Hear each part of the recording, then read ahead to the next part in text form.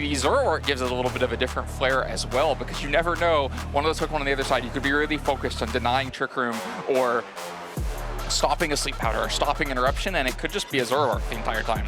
Yeah, that's one of the most frustrating things to deal with. And you see so many posts online, and it's like, oh, how did this random Pokemon, how is it immune to my Fake Out? Well, and everyone just replies, Zoroark, Zoroark. And you feel so silly, but it happens to everyone. You get caught by the illusion every once in a while. Yeah, it's pretty easy to forget. When playing the Global Challenge, you gotta like really mark that you, Yeah. okay, this match is a Zoroark. Don't forget that one of those Pokemon to be Zoroark. So by the time you go from team preview to the game, you will forget. But I don't think Andrew's gonna forget. Gonna be watching out for if any of those leads are Zoroark. Otherwise, Parker's game plan is pretty straightforward here. This is a Trick Room team. We saw Trick Room on both of the teams in the last game, but they were kind of mixed speed teams. Here, you have 2 separate Trick Room setters. You have 5 very slow Pokemon with just the Zoroark to mix it up. So the name of the game for Parker is get under Trick Room and do as much damage as possible.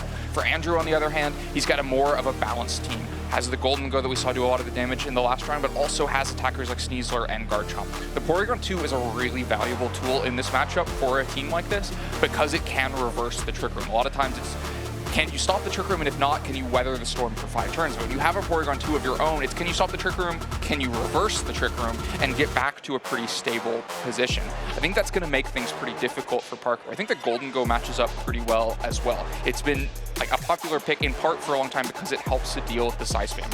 It resists the expanding force, plays into Glade very well, and can try to do a lot of damage to deny Trick Room going up. I do think while Glade can while Gholdengo can pop off here, I think it does have to be cautious as Parker has 3 normal types on his side in the Hisuian, Zoroark, Indeedee female, and Ursaluna. So you see those juicy targets like Executor and Glade that a nice Shadow Ball would do well into them, but there's always the option where literally half of Parker's team, he can swap in and take that Shadow Ball for free. Right, and so then you may focus on the Make It Rain instead, have to watch out for the Wide Guard from the Glade, which can restrict the Gholdengo's offense. Another important tool for Andrew is the Incineroar. Always your Dark type is very valuable against the Psy Spam, and especially the Incineroar because of its fire resistance against Torkoal, and is also useful for the Intimidate against Ursaluna, so no surprise to see both of them on the field already, the Incineroar and the Gholdengo up against the Executor and Indeedee female. Yeah, Andrew Zheng with Incineroar, Gholdengo, Indeedee female, and Executor for Parker Simmons. If you're wondering, hey, isn't it usually an Armarouge next to Indeedee female on these teams? As Parker told Evan, Executor and Armarouge have the same special attack stat, and Armarouge can't put things to sleep with Sleep Powder. Armarouge can't put things to sleep with Sleep Powder, and Armarouge can be put to sleep, but this time it's not actually an Executor. We get the sneak preview on the stream. It's a Zoroark. See, I told you it happens to the best of them. I'm not even playing in the game, and I just think that it is an Executor. And now it's one of the things we talked about with the Shadow Ball, right? You think it is an option into Executor because as a Psychic type, it would be weak, but Hisuian Zoroark would be immune to that hit. Andrew is going to Parting Shot into the Indeedee female on this turn. Not that the Indeedee stats matter too much being lowered, but Amoonguss does get to be on the field in case Parker tried to set up the Trick Room this turn, which is what Indeedee goes for. Well, the illusion has been broken. The Executor tried to use Shadow Ball on the last turn, and that should be alarming to Andrew since Executor does not have that move. But Gholdengo protects itself, gets safely through the turn, and what that means is it's just this situation a lot. Andrew knowing that that's Zoroark means that's a safe Spore target, and the Amoonguss will move before that slot in Trick Room. The Indeedee isn't much of a threat to Gholdengo, can Psychic the Amoonguss for a pretty good chunk of damage, but might be a worthwhile trade to get something put to sleep in the other slot. But of course, the other thing about the illusion of Executor is it does confirm there is an Executor somewhere in the back, which means that that Executor is a safe switch in to a Spore here. So you want to find an opportunity to do something with this Indeedee, but you don't want to end up sporing the Executor switching, or with something with this Amoonguss, but you don't want to spore an Executor switching in into either of these slots. And there is the Executor swapping out into the Torkoal. That would have been funny if it swapped out into itself, but no, it is the Torkoal. So now Parker on this turn has essentially revealed all 4 of his Pokemon here in this game 1 by showing the Torkoal, and we know Hisuian Zoroark was there with the Executor. So the sun will be set up on the switch in. Indeed, Indeedee terrestrializing into a grass type. Remember, Amoonguss is one of the slowest Pokemon out there, so you can try to go for a Spore into that, but no longer into Indeedee as a grass type. No, Indeedee now immune to Spore. Gholdengo also using terrestrialization to make itself into a water type and not have to worry about a Shadow Ball, not worry as much about a Shadow Ball coming out from Zoroark. That may mean the Spore wasn't going into that slot. Follow Me is going to redirect the Spore and definitely confirm nothing falling asleep on this turn. All right, Andrew's attacks are going to go into that slot. The Spore did hit this now grass type Indeedee, who is immune to the Spore. So great call by Parker. And this Gholdengo, while it terrestrialized, will Nasty Plot, boosting his special attack by 2 stages. Parker navigates getting Torkoal on the field safely really well. Gholdengo already terrestrialized, so we know that it's not weak to fire, but still a lot of damage if Eruption comes out. The other part about not switching to Executor is now the next Executor to hit the field still won't be clear which Pokemon it is. It could be either the Zoroark or the Executor. And for now, it's Torkoal leaving the field. Something's coming. Yeah, it's either Executor or it's not. That's what Andrew's going to have to figure out on this turn. As Amoonguss swaps out, since there really was nothing beneficial, you don't want to stay in front of potential Torkoal. You can't Spore the Indeedee, so Amoonguss will come back later on in this match. The Incineroar takes its position on the field. The Make It Rain brings it down very low to the 1 hit point, and that Focus Sash from the Executor reveals that it was the actual Executor, as the Hisuian Zoroark is holding the choice specs item. Indeedee reverses the Trick Room on this turn, bringing it back down to normal, which means Gholdengo is, Gholdengo is pretty fast. However, this is the real Executor that does have Chlorophyll. So Executor ready to go, but takes a lot of damage. The Gholdengo finds the time even in Trick Room to get the boost and then deal just a massive Make It Rain. Already so much of the health bars spent for Parker. The Pokemon are very low, but Executor is ready to go and do some damage. Can't be faked out this turn because of the Psychic Terrain, but also doesn't really threaten that much damage back into the Incineroar. The Gholdengo can just protect itself and let Incineroar deal with the situation. It's free to KO either of these Pokemon or Parting Shot out to try to take control of the game in another way. So the Incineroar finds itself in a really good position. No surprise to see Gholdengo protecting itself. Yeah, for sure, especially after we saw Andrew's strategy against Wolf in the top 8 match, taking it slow and steady with Protects and Parting Shots and just trying to slowly get there. The Expanding Force from Executor is not going to hit Gholdengo at all because of the Protect, and of course Incineroar is a Dark type, so it is immune to Expanding Force. The knockoff goes into the Indeedee slot instead of Executor here, so he is around to stick around for another turn, maybe trying to go for another Expanding Force.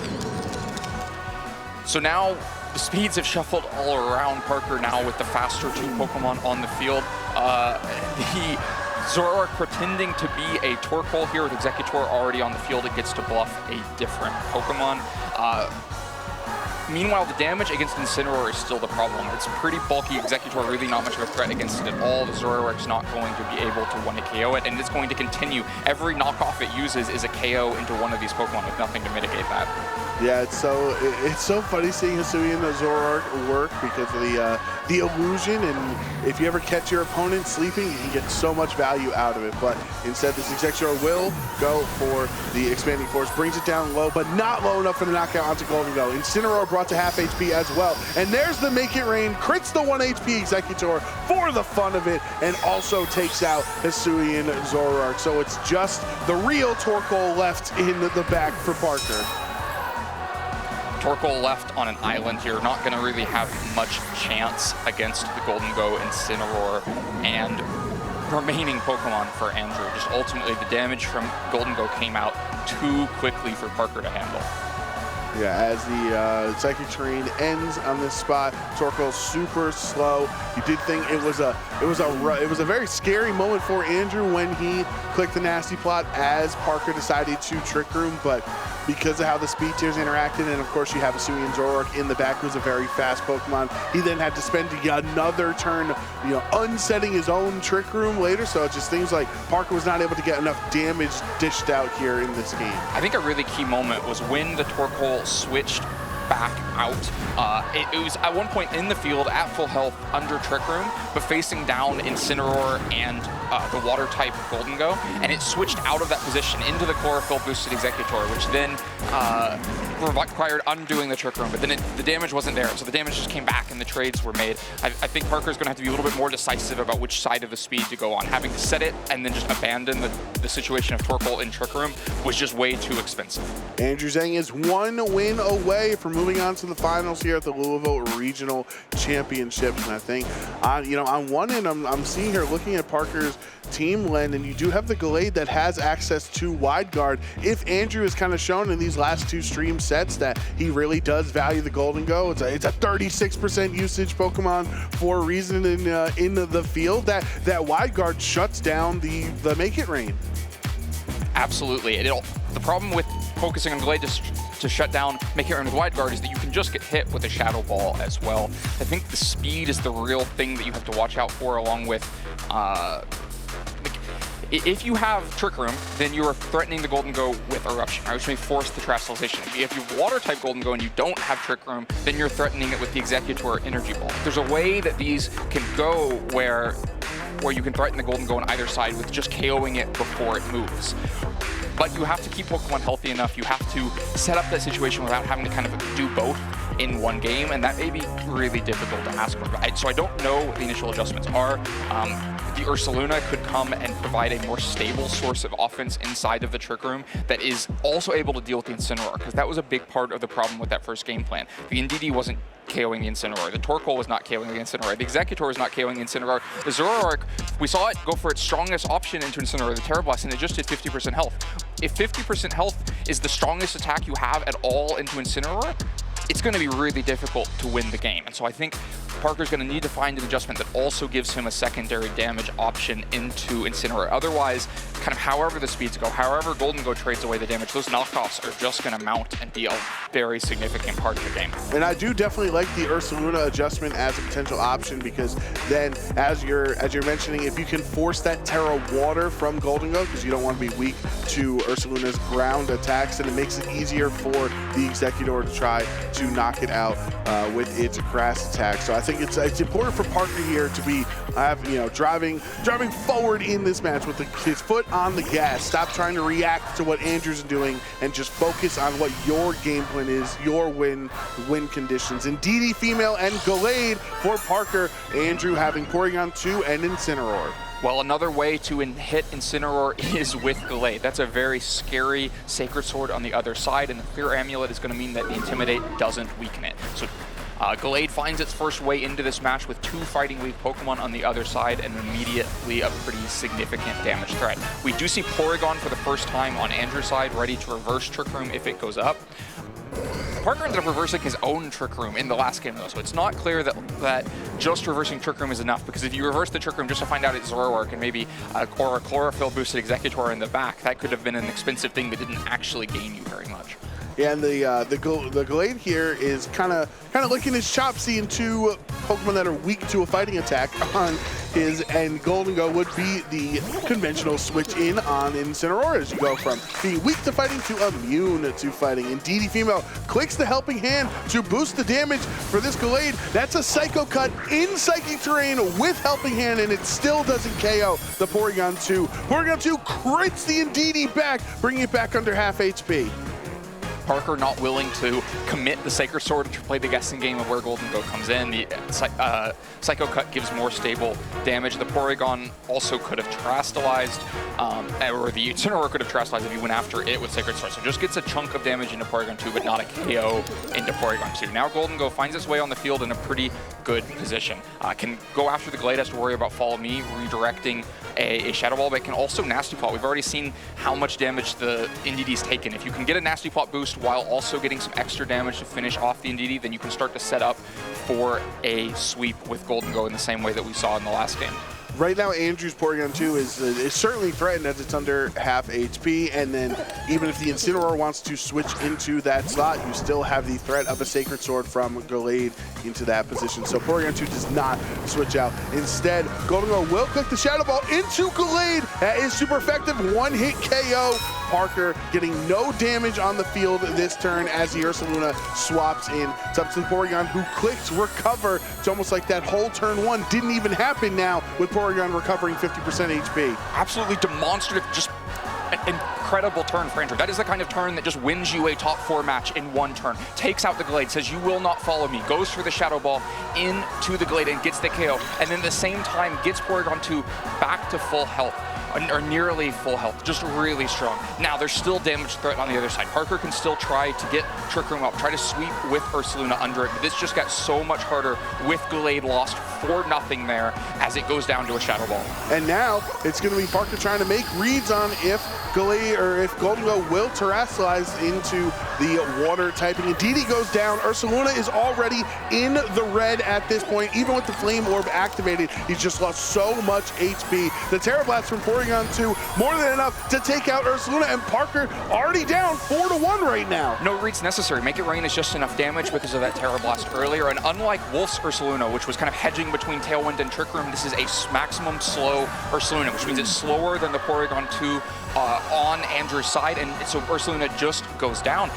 This has resolved itself so fast. This game is already over. A Shadow Ball and a Terra Blast will just KO Torkoal and punch Andrew's ticket into the finals. Yeah, well, 2 turns and it's over. Way faster set this time around for Andrew than his top 8 matchup against Wolf was. A lot more quick damage output this time around. Terra ground Porygon 2, doing it for the fans, Len. Sure, a Shadow Ball and a super effective Terra Blast is better than a Shadow Ball and a neutral Terra Blast. Torkoal going to Terrestrialize as well, because why not? If you manage to survive, you might as well do as much damage as possible. But there's a scary amount of offense coming in on the other side, and then 2 more Pokemon lurking in the back. I mean, those who dreamed of a Torkoal v Torkoal finals will definitely be disappointed here in this moment, unfortunately. Gets the special defense drop as well, so now Porygon can go for the Terra Ground, Terra Blast into the Torkoal. Takes the KO, and Parker's fun in the sun comes to an end in top 4. Andrew Zheng will face Joe Ugarte in the finals of the Louisville Regional Championship.